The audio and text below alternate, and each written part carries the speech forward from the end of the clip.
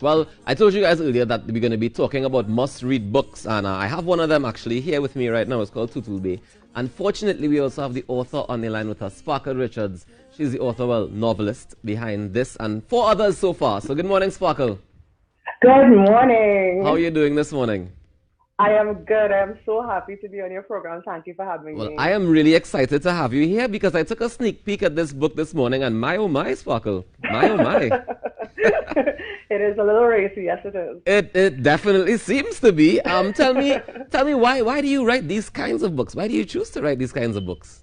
Because they're interesting. No. Life is interesting, and I think especially as a Trinidadian, we like to macro. We like to know people's business, True. and we like to get as deep as we can. So the books go as deep as a good Trini macro will do. That is what we're talking about. All right, let's get back a little bit. I'm jumping ahead of anything. Tell me a little bit about how you first started writing in the first place. Okay, so from a very early age, like everybody else, you do creative writing in school and you hope that your teacher doesn't give you a big F, right? And I continued with my writing from, primary school or through Mm-hmm. secondary school. That was like a driving force.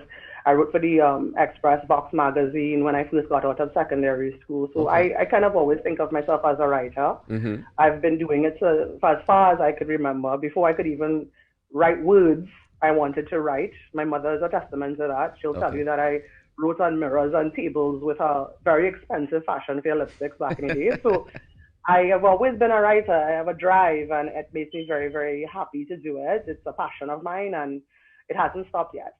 Now, as a writer, do you feel like you express stories that you're dreaming about, or that you observe from society, or is it a mix of both, or do you accentuate things? What's part of the It, process? Well, the process is, I'm very happy you asked me that question because no one ever asked me about the process. And that is a very important part. Like, I think that I notice more about people than they even notice about themselves, Nah. and I'm always receiving information. I'm always like accepting information. I was telling someone recently that even the not writing is part of writing, observing is part of writing. Yeah. And sometimes it coalesces into a book, and sometimes it coalesces into something else, a short story, a poem, a Mm-hmm. haiku, just a line. You don't know you have a novel until you've written, at least 800 pages and then Wow. edited it down to like 500 pages. So it takes a while, takes a lot out of you. I was gonna But, say that sounds like hard work. well, when you love it, it doesn't feel like if you're working. It feels a little bit like you're dreaming with Mm-hmm. your eyes open. Because sometimes when I'm writing, I come back to the process of the fact that you haven't eaten. It's time to drink some water, because you get kind of sucked into it. So it Yeah. doesn't feel like working at all. But, the process is always about observing experiences around me.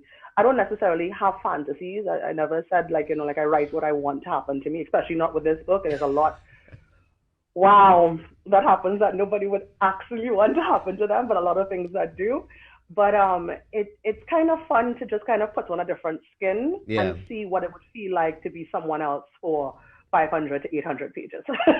All right. So then, almost afraid to ask, but tell me a little bit, just a little bit, please, about this book here that I have in my hands called Tutulbe. Why are you blushing? Because I can't tell her. I looked at the back cover and I read, the synopsis of what it's about, and I realized it Right. was one sentence long, and that bothered me Yes. because I got the entire story from that one sentence. The one sentence was quite potent. It took me a long time to condense it Good because we job. love the artwork so much. Shea Seeley and Vimala Subik Singh, they did a beautiful job of the modeling for the cover. They're both Trinidadians, and the photo shoot was done at Nostec in January. Ah, okay. And I was like really excited to see them because it was like, the characters made real. And what the book really is about is a lot of young people are looking for love, right? A Mm-hmm. lot of people looking for the ultimate partner that they want to be with. A lot of people are unsuccessful and they go from partner to partner. And certainly Maya, my main character in the book, played by Shea Celia on the cover, Yeah. is that kind of woman. She's looking for her Mr. Right. In fact, she actually says it in the first paragraph of the book that she has been kissing all the frogs, kind of, Right. looking for the right fit.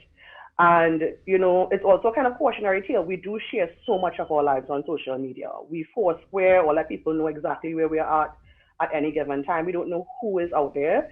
And certainly when Maya puts herself out there, she attracts the attention of Lucky. And yes, his name is a pun All because right. it is Well, Sparkle, unlucky say no more. interaction. Say no more. Say no more. Let people go out and get the book. You can get the book at trinierotica.com online as well as in Yes. Nigel R. Khan Bookseller, yeah? Yes, indeed. Fantastic. Yeah, Thank you so absolutely much for right. joining me this morning, Sparkle Richards, and congratulations on the book. I'm going to read this and hopefully not blush too much.